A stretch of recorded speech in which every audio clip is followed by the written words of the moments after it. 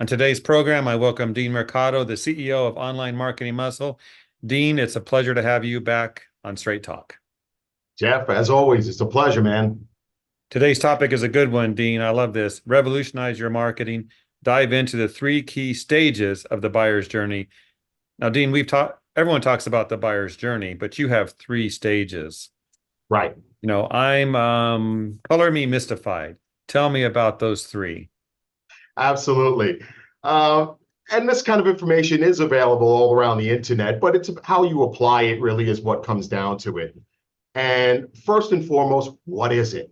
Well, a buyer's journey is that research process a buyer goes through before making any kind of purchasing decision, right? Now, I want to point out that their buyer's journey, the process they go through, is not the same thing as your sales process.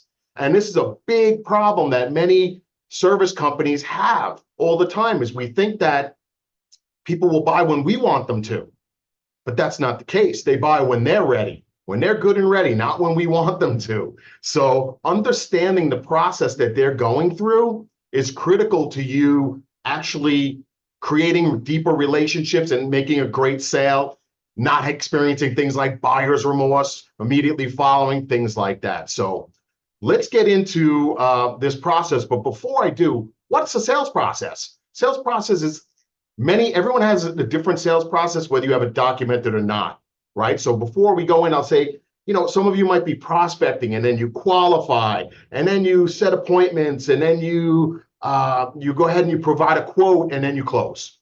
That's what many of you do. That is not the experience that the buyer is going through. In their head, they're going through a 1, 2, 3, and it's awareness, consideration, and decision. Now, first and foremost, the awareness stage. What's happening there? What's going on in their head? This is where they're first identifying, hey, I've got a problem. I've got a problem, and I think it warrants solution.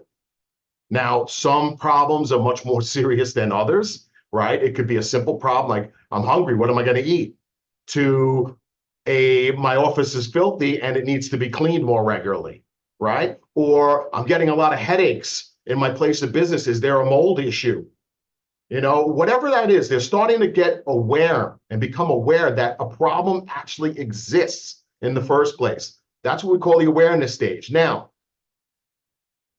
when they're going through the awareness stage, it's important that we're communicating to them in that mindset of awareness. See, most of us, we put out one kind of content, and that content is just, whether it happens to be the type of content they're ready for at that moment or not, it's irrelevant to us, although it needs to be. So getting aware of what's going on in their mind, what are they dealing with, what kind of anguish are they facing, right?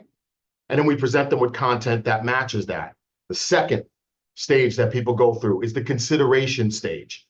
Here they're considering, what should I do? Should I solve this problem? Should I just ignore this problem? Do I try and do it myself? What are my options? Basically, what do I got going on here? What can I do? Right? So in this particular phase, your goal should be engagement. Try to engage them. So the content you're putting out should be much more engaging at that point in time. Addressing that, okay, they recognize they have a problem. Now they're looking for what's possible, right? So, and I always say they're looking to accept, mitigate, or eliminate, right? They're either going to accept what they've got going on and say, okay, no problem, I'll just deal with it, right? They'll mitigate it, meaning they want to do something about it, but nothing too big, right? So they'll do something to alleviate it a little bit. And then there's those that just want to eliminate the problem. My office is filthy. I want this never to happen again, right?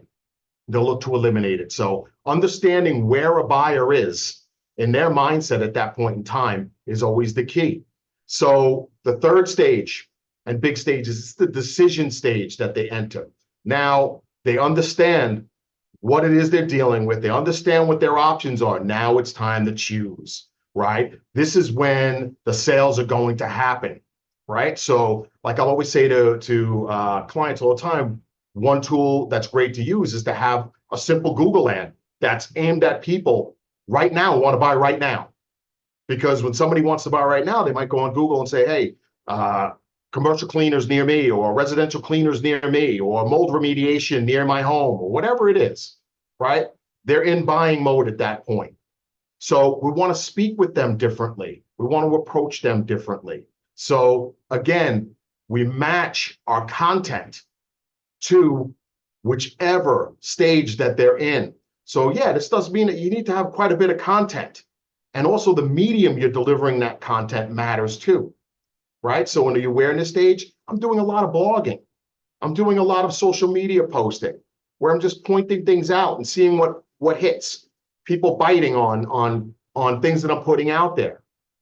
When I'm getting more into my awareness stage, my consideration stage, I might be putting on webinars, right? I might be putting out a little bit more detailed content that shows who we are, right? And then the decision stage is when they're comparing, they're price shopping, they're comparing vendor to vendor, right? They might be asking you for a quote and asking these folks over here for a quote. So product brochures can play into that. There's all kinds of things. In my business, I do discovery sessions, right? Where we actually get into a deeper conversation on whether or not we should pursue working together. So those are your three main stages: awareness, consideration, decision. Recognize, and once again, they do not match exactly to your sales process. Knowing how to navigate or take your sales process and intertwine it with their buying stage is critical to how you succeed. Now, none of that happens if you fail to really, truly understand your target market and the pains that they face. If you truly get them and you understand them and what's going on in here, your marketing and sales become way easier. So take a stab at this. Think it through a little bit, because this will make the difference in how much money you spend, or I should say invest or waste in your marketing and sales process. Does that make sense, Jeff? Does that make sense? It does. A lot of good stuff there, Dean. Right. So a couple questions. Sure, of course, shoot. So you talk about the buyer's journey and making the sale and the profits and all that's good. What does this whole thing do about the building trust and relationships and maybe leading to more opportunity? Can you speak to Right. that? Absolutely. Well, to build trust, this is where your content strategy comes in. What you're putting in front of them at any given time in their buyer's journey is very important. And hopefully you have enough content pieces that actually walks them through the journey. The sooner you get your hands on them, or the sooner they get exposed to your content, the better it is for you. So again, in the beginning, we're trying to establish engagement in that awareness phase, to get engage them with our content. That's usually where it comes from. If we're hitting them up with sales calls immediately and they're in the awareness stage, probably not happening. They're not ready for that yet, right? But might they be ready for a special report? Might they be ready for an article that you wrote on mold remediation or whatever it is? So your content is key to deepening that relationship, right? As well as, depending, not everybody wants to form a deep relationship with a sales rep. I hate to tell you that. That's just the way it goes. Nobody wants to be sold. Everybody loves to buy when they're ready and when it solves a pain, but they don't want to be sold. And if there's an active relationship, sometimes sales folks are a little too aggressive. So having that content plan, using tools like marketing automation tools to deliver that content in a timely fashion, using polling and quizzes to find out where somebody is in that journey. All of this plays into you knowing what to say and what to use at any given point in that process.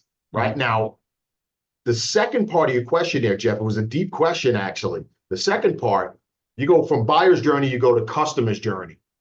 Customer's journey is where we start getting into retention and things like that. Okay, we got them, they bought from us. Now, how do we keep them? Right? And that's the customer journey that happens, which is probably a conversation for another day.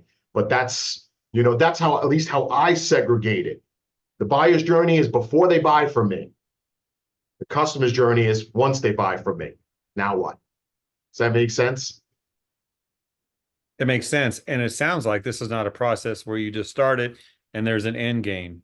It Correct. keeps going. correct? That's correct. Absolutely. And sometimes you'll find that a prospect will bounce between stages. Hmm. They'll have setbacks that move them back to the awareness stage, right? They thought their problem was this. They find out it's not that. Now it's this. Now they're back to, back a step in the stages, and they have to go through their research again.